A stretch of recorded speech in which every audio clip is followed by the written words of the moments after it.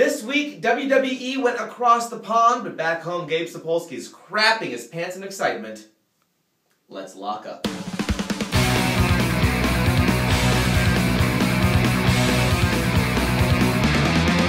Ladies and gentlemen, welcome to Headlock'd. My name is Noah Waterman. This is the show where we take everything you loved in the past week in wrestling and run through it faster than you can kick Rosa Mendes off the European tour.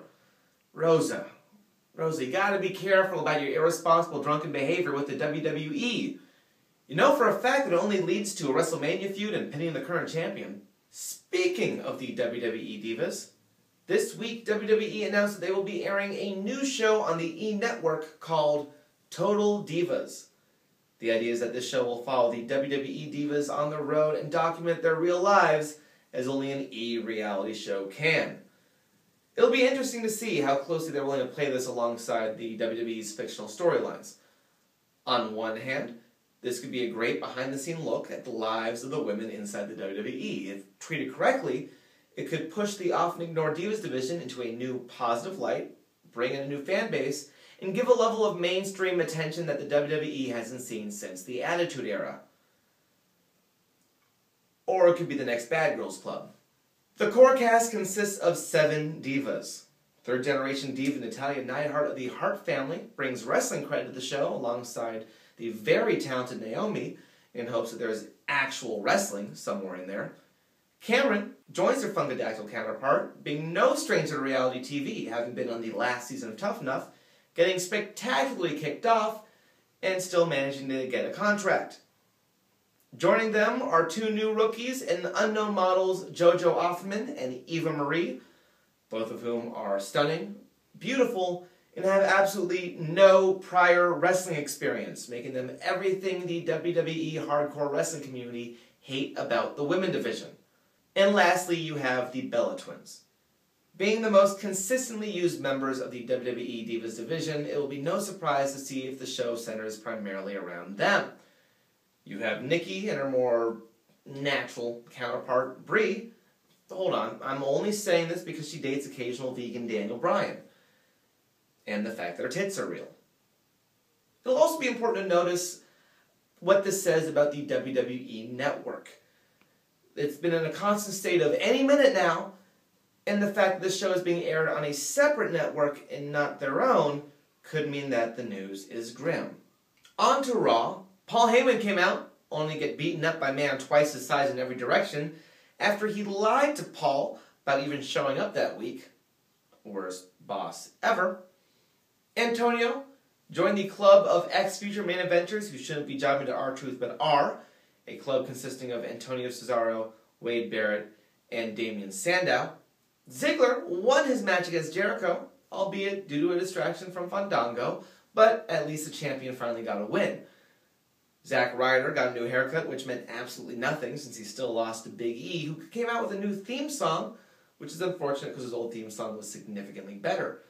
There are also 3 major highlights from this past week's Raw. First, AJ Lee wins the #1 contendership for the Divas title, kicking off an actual storyline in the women's division between 2 ex-best friends, albeit one that should have started a year ago when the Cray J fiasco began. That said, this is still better than the typical, gee, I wonder who Caitlyn hasn't fought yet style booking they've been doing so far. Secondly, Mick Foley, Hall of Famer, comes out to confront the Ryback, who gives a promo reminiscent of Batista's final run in the WWE. If Ryback in the beginning of his career can be as good as Batista was at the end of his, then Ryback has a chance of going places.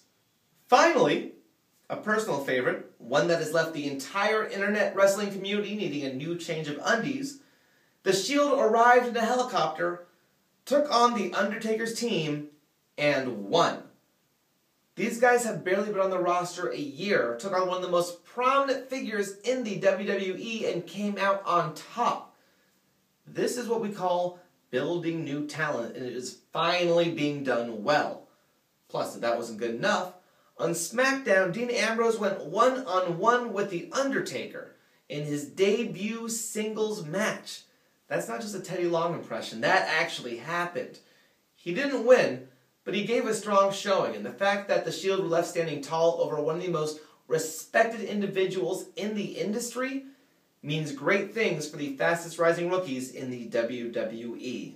Moving from the stars of the squared circle to the stars of Hollywood, we go to this week's World Heavyweight Championship douche canoe. During WrestleMania, The Rock got injured, needing abdominal surgery, forcing him to miss out not only on the Raw after WrestleMania, but many of his other obligations as well. Now, we've made our dislike of Dwayne's recent run pretty clear. We have no ill will towards the performer and respect the hell out of what he's done for the industry so far, but we dislike the way he was being used as an idol of our past instead of paving the way for the future. This is why The Rock is not the World Heavyweight Championship douche canoe. Michael Bay, you talentless, pea-brained, living embodiment of FHM Magazine's stupid man, how dare you? When referring to The Rock, he said he needs to grow up and stop wrestling 300-pound men. Right, the statement itself I have no problem with. I don't expect everyone to love and enjoy wrestling. That's unrealistic and it's not for everybody. It's the reason why every compliment my mom gives this show is followed up with, and I don't even like this stuff. My problem is that it came from Bay, the man who put testicles on a giant robot. The man who, and I quote, makes movies for teenage boys. The man who created 2 Autobots that had Amos and Andy looking like Dr. Martin Luther King. You make 90% of your money off of the immature.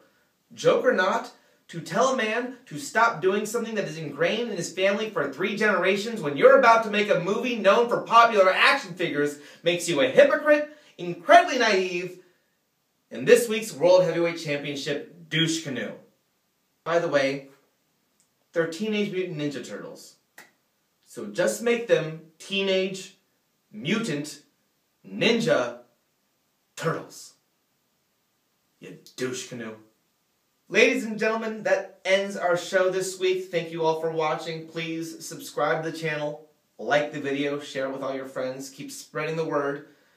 This was Headlock'd. My name is Noah Waterman. Don't try this at home. 担ぎ上げて、差し上げる、差し上げる。投げちゃいけません。それだけはやめてくれ。これ投げたら大変なことになりますからね。おお DDT 場外に転落。